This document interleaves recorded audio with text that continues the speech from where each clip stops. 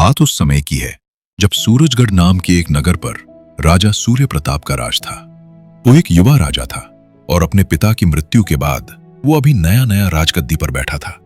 हालांकि वो दिल का बहुत ही नेक था, परंतु अभी वो अनुभवहीन और नासमझ ही था। एक दिन वो युवा राजा अपने महल के बगीचे में खड़ा हुआ, अपने मंत्रियों से किसी बात पर चर्चा कर रहा था कि तभी वहां पर एक सिपाही आया और कहने लगा, महाराज, हमारे कारागार में एक कैदी है जिसे आपके स्वर्गीय पिता ने मृत्यु दंड की सजा दी थी, लेकिन उस कैदी को सजा देने से पहले ही आपके पिता का देहांत हो गया। अब यह फैसला आपको करना है कि उस कैदी को माफ कर दिया जाए या उसे मृत्यु दंड दे दिया जाए। उस अनुभवहीन और नासमझ राजा ने बिना सोचे समझे ही फौरन यह आदेश दे दिया कि उस कैदी को मृत्यु दंड दे दिया जाए। वो कैदी एक बहुत ही चतुर, हाजिर जवाब और समझदार आदमी था। वो नहीं चाहता था कि उसे मृत्यु दंड की सजा मिले, लेकिन राजा के आदेश के सामने भला किसकी चलती। कुछ दिन बीते और उस कैदी को मृत्यु दंड देने का दिन भी आ गया। उस कैदी को मृत्यु दंड दिया जाएगा, ये खबर पूरे नगर में फैल गई।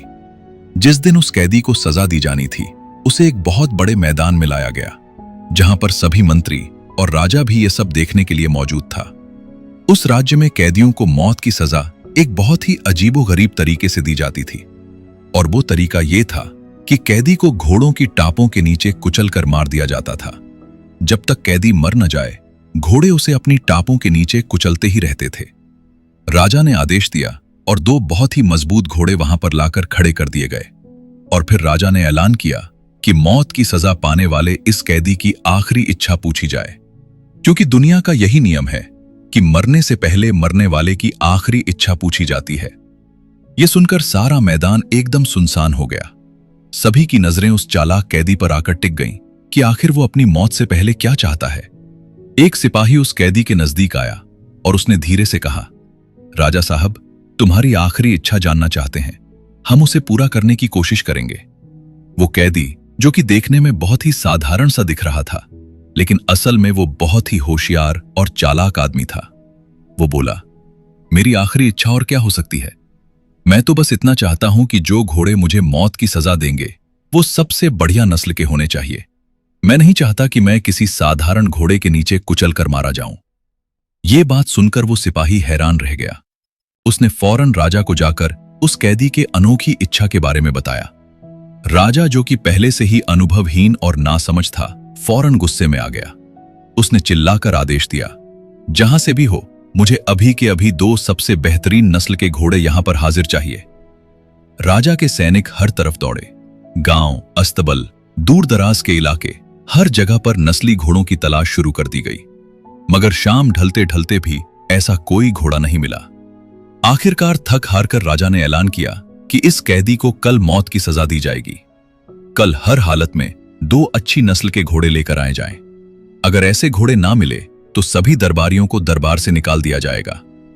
राजा का आदेश सुनकर सभी लोग घबरा गए, लेकिन उन्होंने हिम्मत नहीं हारी। उन्होंने रातों रात दूसरे राज्यों तक अपने दूत भेज दिए। सभी अस्तबल छान मारे। आखिरकार आधी रात के समय दो नस्ली घोड़े राजा के सामने लाकर खड़े कर दिए गए। राजा ने घोड़ों को देखकर खुशी से मंत्रियों को शाबाशी दी, क्योंकि उसके लिए अब यह इज्जत का सवाल बन चुका था। अगर उसका यह आदेश पूरा न होता तो इसे राजा की कमजोरी समझा जाता, जो कि वो बिल्कुल भी नहीं चाहता था। उसी रात जब वो कैदी अकेला बैठा हुआ था कि तभी एक दूसरा कैदी उसके पास आया और बोला, भाई, आज तो तुम्हें एक रात की मोहलत मिल गई, मगर कल क्या होगा? इस कैदी ने बड़े ही सुकून भरे लहजे में जवाब दिया, जिस तरह मैं आज बच गया हूं, भगवान ने अगर मेरी जिंदगी रखी तो मैं कल भी बच जाऊंगा। उसके चेहरे पर बिल्कुल भी डर नहीं था, बल्कि एक अजीब सी मुस्कुराहट थी, जैसे उसे इस बात पर विश्वास हो गया कि कल कोई नया मोड़ आने वाला है। अगली सुबह फिर से वही बात हुई। उस कैदी को मौत की सजा देने के लिए लाया गया और दो नस्ली घोड़े लाकर वहां पर पेश कर दिए गए। और एक सिपाही उस कैदी के पास गया और उसने कहा, हमारे राजा की दया से तुम्हारी ये इच्छा पूरी कर दी गई है। ये दोनों घोड़े बहुत ही ऊंची नस्ल के घोड़े हैं। अब तुम मरने के लिए तैयार हो जाओ।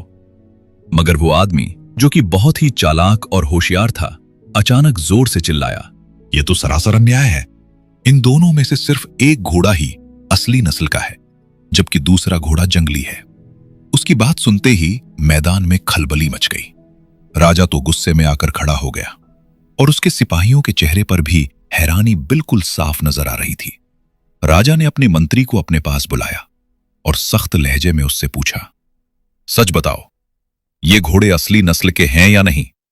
मंत्री ने डरते डरते जवाब दिया, महाराज, दरअसल हमें एक ही घोड़ा नस्ल का मिला था, दूसरा घोड़ा हमें नहीं मिल रहा था, इसलिए हमने किसी जमींदार से एक जंगली घोड़ा ले लिया। यह सुनकर राजा का गुस्सा और भी बढ़ गया, लेकिन वो इस बात पर हैरान था, आखिर ये बात इस कैदी को कैसे पता चल गई कि इनमें से एक घोड़ा तो नस्ली है जबकि दूसरा घोड़ा जंगली है। राजा ने कैदी को अपने पास बुलाया और उससे सवाल किया, बताओ, तुम्हें कैसे पता चला कि इनमें से एक घोड़ा तो नस्ली है और दूसरा जंगली है? उस कैदी ने मुस्कुराते हुए जवाब दिया, महाराज, नस्ली घोड़ा बिल्कुल सीधा खड़ा रहता है और उसकी सिर्फ पूंछ और सिर हिलते हैं, जबकि जंगली घोड़ा बेवजह ही बेकाबू हरकतें करता रहता है। और अगर आप गौर से देखें तो दोनों में आपको अंतर साफ साफ दिखाई दे जाएगा। यह सुनकर वहां पर मौजूद सभी लोगों में खामोशी सी छा गई। उस कैदी की होशियारी और अक्लमंदी को देखकर राजा ने सोचा कि यह आदमी तो सचमुच बहुत ही बुद्धिमान इंसान है और उसने फौरन यह फैसला किया कि इसे मौत की सजा देने की बजाय जिंदा रखा जाएगा ताकि इसकी बुद्धिमानी का फायदा उठाया जा सके। और फिर राजा ने यह आदेश दिया कि इसकी मौत की सजा को रोक दिया जाए और इसे उम्र कैद की सजा दी जाएगी। कैदी को दोबारा से कारागार में बंद कर दिया गया। दरअसल उम्र कैद की सजा कोई मामूली बात तो नहीं थी। जब रात गहरा गई तो दूसरा कैदी फिर से उस कैदी के नजदीक आया और हैरानी से बोला, भाई, तुम तो बहुत ही होशियार निकले, मगर अब यह बताओ कि इस उम्र कैद की सजा से तुम कैसे बचोगे? यह तो बहुत ही कठिन सजा है, खाने को सिर्फ आधी रोटी ही मिलती है, इससे तो मृत्युदंड ही ठीक था, कम से कम एक ही बार दर्द होता है। इस अक्लमंद कैदी ने शांत लहजे में जवाब दिया, मैंने कल भी कहा था कि जो ईश्वर चाहता है वही होता है। अगर उसने चाहा तो यह उम्र कैद की सजा भी खत्म हो जाएगी। इंसान सोचता कुछ है मगर आखिरी फैसला तो उस ईश्वर के हाथों में होता है। और फिर वो कैदी अपनी उम्र कैद की सजा भुगतने लगा। कुछ समय बीता। राजा के दरबार में एक कीमती हीरों का हार पेश किया गया जिसे राजा खरीदना चाहता था। इस कीमती हार में कई हीरे जड़े हुए थे। जो व्यापारी इस हार को लेकर आया था उसका कहना था कि इस हार में लगे हुए सभी हीरे असली हैं, मगर मंत्रियों को शक था कि इसमें से कुछ हीरे नकली हैं। राजा, जो कि पहले से ही अकल के मामले में कुछ कमजोर था, उसके मन में भी यह शक पैदा हो गया। हालांकि हार उसे बहुत ही पसंद था, मगर असली और नकली की उलझन में उसने हार को खरीदने का फैसला रोक दिया। राजा को उस कैदी की याद आई जिसने घोड़ों का फर्क फौरन बता दिया था। राजा ने आदेश दिया कि उस कैदी को दरबार में हाजिर किया जाए। जब वो आया तो राजा ने कहा, सुनो कैदी, अब तुम्हारी बुद्धि की असली परीक्षा है। ये हार देखो और बताओ कि इसमें लगे हुए हीरे असली हैं या नकली। उस कैदी ने बहुत ही गौर से उस हार को देखा और थोड़ी देर तक उसे देखने के बाद वो कहने लगा, महाराज, ये हार कुछ समय के लिए मुझे दे दिया जाए। मैं पूरी तरह से जांच करने के बाद ही बता सकता हूं कि ये हीरे असली हैं या नकली। राजा ने उस कैदी को अनुमति दे दी और वो हार को लेकर दरबार से बाहर चला गया। कुछ देर के बाद वो वापस लौटा और पूरे विश्वास के साथ कहने लगा, महाराज, इस हार में सिर्फ 2 ही हीरे असली हैं, बाकी के सभी हीरे नकली यानी कि कांच के टुकड़े हैं। राजा ने फौरन उस व्यापारी को बुलाया। आखिरकार व्यापारी ने भी इस बात को मान लिया कि उस हार में 2 हीरों को छोड़कर बाकी सभी हीरे नकली हैं। राजा एक बार फिर से उस कैदी की अक्लमंदी पर हैरान था। राजा ने पूछा, तुम्हें कैसे पता चला कि असली हीरा कौन सा है और नकली कौन सा? कैदी ने बड़े ही इत्मीनान से जवाब दिया, महाराज, असली हीरा सूरज की रोशनी में गर्म नहीं होता, बल्कि नकली हीरा, जो कि मात्र कांच का टुकड़ा है, वो बहुत जल्दी गर्म हो जाता है। बस इसी तरह से मैंने जांच लिया कि कौन सा हीरा नकली है और कौन सा असली। उसके जवाब से खुश होकर राजा ने उसे शाबाशी दी और यह आदेश दिया कि इस कैदी को 5 रोटियां इनाम में दे दी जाए। अपनी तरफ से राजा ने उसे यह एक बहुत ही बड़ा इनाम दिया था, मगर जब उस कैदी को वापस कारागार की तरफ ले जाया जा रहा था तो दिल ही दिल में वो कैदी बहुत ही तिल मिला रहा था। उसने गुस्से में आकर कहा, इतनी बड़ी अक्लमंदी का इनाम सिर्फ 5 रोटियां? ये बावर्ची का बच्चा खुद को समझता क्या है? इसे जरा भी शर्म नहीं आई। ये बात उस कैदी ने बहुत ही सोच समझकर कही थी, मगर उसके लिए ये बहुत ही खतरनाक साबित हो सकती थी, क्योंकि राजा को उसकी ये बात अपनी बेइज्जती महसूस करवा सकती थी और वो अपनी बेइज्जती कभी बर्दाश्त नहीं कर सकता था। कारागार में पहुंचते ही दूसरा कैदी जल्दी से उसके पास आया और उसने घबराकर पूछा, भाई तुमने सिपाहियों के सामने ये क्या कह दिया? वो कैदी बोला, मैंने जो भी कहा है बिल्कुल सच कहा है। दूसरे कैदी ने घबराकर कहा, बस अब तो तुम्हारा काम खत्म, अब तो तुम्हें सीधा मृत्यु दंड ही मिलेगा। मगर वो अकलमंद कैदी बिल्कुल शांत था। वो बोला, तुम चिंता मत करो, जो भी होगा मैं उसे संभाल लूंगा। उसकी आंखों में विश्वास की चमक थी, जैसे कि उसे पता हो कि इस कहानी में अभी एक मोड़ बाकी है।